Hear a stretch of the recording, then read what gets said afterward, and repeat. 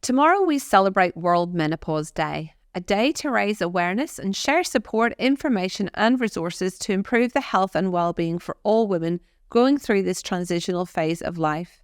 As you can guess, I'm very passionate about this date and for the past 3 years have organised local events including free skincare goodies and Pilates classes for the community. In honour of this, today I'm revisiting one of my very first podcast conversations with Ali Daddo, a 90s model, podcaster and author of Queen Menopause. In this chat, Ali was very open, honest and shared so much of her own personal experiences and struggles with the perimenopause.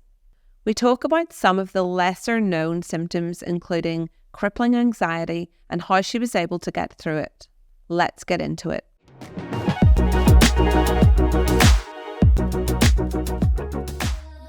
Ali, do you mind me asking roughly what age you would say you first noticed those symptoms?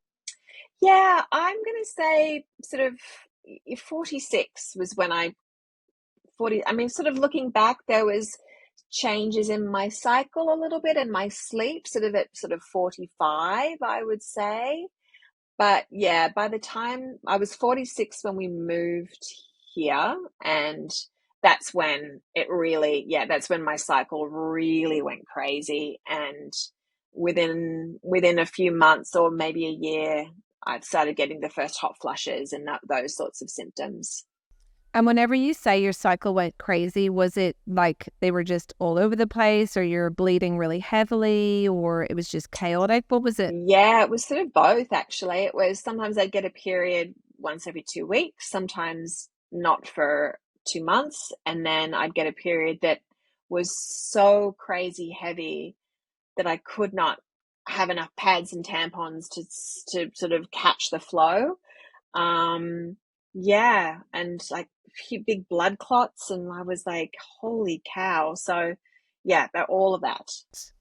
And then what other symptoms did you start to notice? I mean, obviously, perimenopause is having a bit of a moment. Everyone's talking about it. You kind of look on social media, there's all these lists, 11 symptoms of the perimenopause, 43 symptoms of the perimenopause, 101 symptoms. What were the ones that really were beginning to become troublesome for you? Yeah, it was I mean the hot flashes, the hot sweats were really, I mean, they were like nothing I'd ever experienced. And of course they were in the day, and they seemed to get worse at night. Um, and I was sleepless for the hot flushes, but also for the anxiety. That just spiked enormously. I could not shut my brain off at night. And with that came depression as well.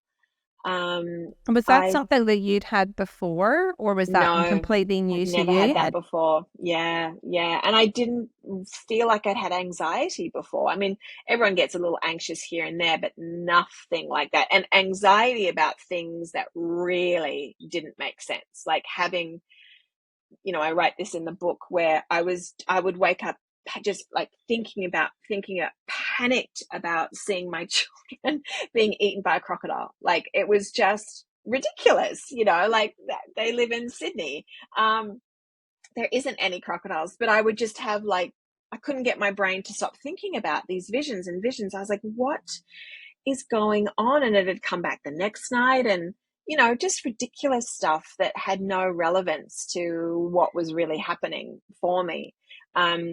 Yeah, libido was absolutely nowhere to be seen. I just had no energy whatsoever. So the idea of, you'd read these things saying, oh, the way that's going to help you is to get sleep and do exercise. I was like, how do you do that? Like, I can't get either of those going because I'm too tired. I had dry eyes. I had dry mouth. What else do I have? Itchy ears, which I never knew was a perimenopause symptom, but I was like, I had that. Okay. Everything um, starts to itch, I think. yes, yeah. See a lot of And women with itchy scalp. yes, Yep. and they're buying every shampoo. They're convinced that they're allergic to their shampoo or allergic to Right. their hair dye, but actually it's probably nothing to do with that. But yeah, Yeah. the dry eyes is also a big one. Yeah. Yeah. Crazy.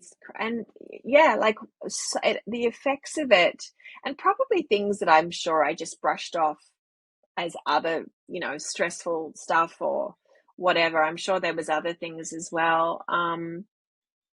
Headaches. I'd get some headaches. I'm not normally a headachy person.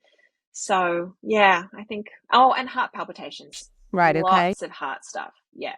Yeah. And did you end up going to see a doctor worried that there was actually something wrong with your heart, or were you just Yep. sort of staying at home managing this yourself? Yep. No, absolutely went to the emergency room one time. I've actually been there twice for my heart, thinking that I was absolutely having some kind of heart issue because I could not get my heart to actually get back into its rhythm.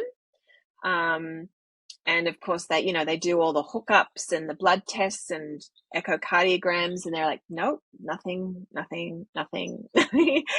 Do all the tests, the stress test, nope, nothing. I was like, okay, which is good but frustrating at the same time. Totally. Of course, isn't it amazing that estrogen and various other hormones can all do these things all over our bodies, from give you dry eyes to make your heart beat completely irregular and fast. Like, it's just unbelievable. It really is. Yeah. Are everywhere. And I think, just for any of our listeners, we actually have estrogen receptors all over our body, in our brain, in our heart, in our blood vessels, on our kidneys. So these hormones don't just impact whether you can be reproductive or not. It's so much more than that. And I think for years, the menopause has been thought of is, oh, that time whenever your periods eventually stop. Oh, isn't that marvelous? And you might get a little bit hot. Yeah. But actually, it's so much more than that. And it's more than being a little bit hot. Those hot flushes can be really very debilitating and literally can sort of take your breath away and mean that you can't really focus or finish your conversation. Is that kind of what you experienced? Yeah, because you sort of, yeah, exactly right. Because you sort of go, oh, well, you get hot for a hot second and then it goes away. But it's, like anyone who's had one, I remember, just sitting there at dinner time and I'd have to get up and go outside and just take as much of my clothing off as possible and just wait for the feeling to pass, because it was also it felt like it kicked my adrenaline in at the same time, and that was what would happen at night, where not only would I get hot but the adrenaline would go, so wide awake, and then you've got to get your body to cool down and your mind to calm down to try to get back to sleep until the next one rolls around. So yeah, they're exhausting. Absolutely. And did you notice any impact initially on your family and friends, or were you trying to kind of hide it and keep it hidden from everyone? Look, I did my best to sort of cope with it without affecting, my family. But I was clear about what was happening because I was writing the book at the same time that it was all happening, which was actually a gift in itself, because then I started going, oh, this is making more sense to me now that this is all under the perimenopause window. So, but I pulled myself out of a fair amount of social events at the time. I remember things like, going for walks with the kids. I would have to go much slower than everyone else, and I would have to stop and catch my breath because I couldn't keep up with anything physically that the family was doing. Um, and I think the kids they weren't worried or anything because they knew it was perimenopause, but it was way harder for my husband and the changes, to the relationship there, because I couldn't sleep next to him, because if the little sleep I was getting, if he was snoring, it was like, oh God, no. And I had to have the sheets off my body all night. I had to have the fan on full blast. So, and he would be there, and layers of clothing, freezing cold. But in the end, we ended up just sleeping in separate beds. And yeah, I didn't want to be around anyone a lot of the time, but I also felt really lonely a lot of the time. So yeah, it was challenging. I think I was probably, I don't know if I was hard to be around, but certainly there was a big difference in the way I was behaving and the way I normally do. And you obviously sound like you caught on quite quickly as to what was going on. And is that because you had friends or you'd done a lot of reading before, or you were kind of quite educated about the perimenopause? Because there's definitely lots of women out there who probably wouldn't have caught on quite so quickly as to what all these weird symptoms were. Yeah, I would have been like those women for sure, because as you were saying before, I hadn't even heard of the word perimenopause, and I thought menopause was something that happened in late 60s when your period stops, and that was it. I'm like, that's fine. I look forward to that. But yeah, it was when I just started reading, researching, and that was when all the light bulbs started going off for me as well, and all the just absolutely gobsmacked at how deeply women are affected by perimenopause, and how the scarcity of the conversation around it at that time was just astonishing to me. So this is pre-COVID. And I just didn't understand why no one had told me about it. I'm the youngest of three sisters. I have women friends that are older than me. No one gave me any idea, any warning, any heads up, nothing about what could happen, what might happen. And yeah, it was like this big dark sort of secret that was coming for me that no one had told me about. So I was like, that's when I started reading about it. I'm like, okay, I would really like to write about this. So firstly, women have some more knowledge, and if anyone's feeling like I was, which was just hugely alone, that that women don't feel so alone in it, because I think that's something that's quite common for women to feel, yeah, like not knowing what's happening, feeling like they were crazy and not really knowing what to do, because it's not like you're sick. That's the thing. It's you go to the doctor and go, I just don't feel like myself, but I'm not throwing up and I haven't broken a bone, so what the hell's going on? One thing that I hear repeatedly from all my new patients is that often their past experiences with appointments to address their symptoms of menopause have made them feel rushed, unheard, and frustrated.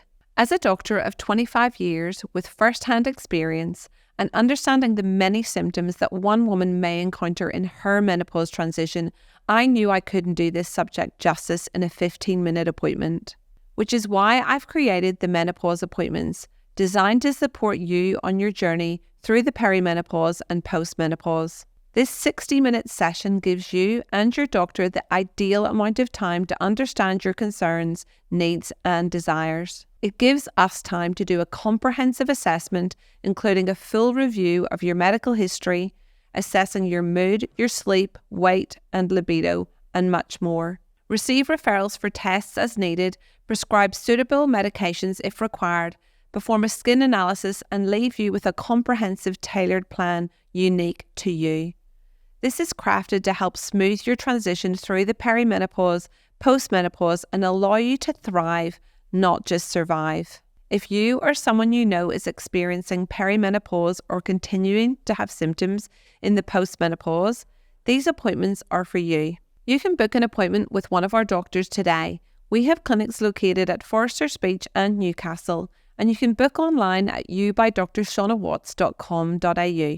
This podcast and any information, advice, opinions, or statements within it do not constitute medical, healthcare, or other professional advice. Information is provided for educational and entertainment purposes only. If you have any health concerns, always consult your doctor.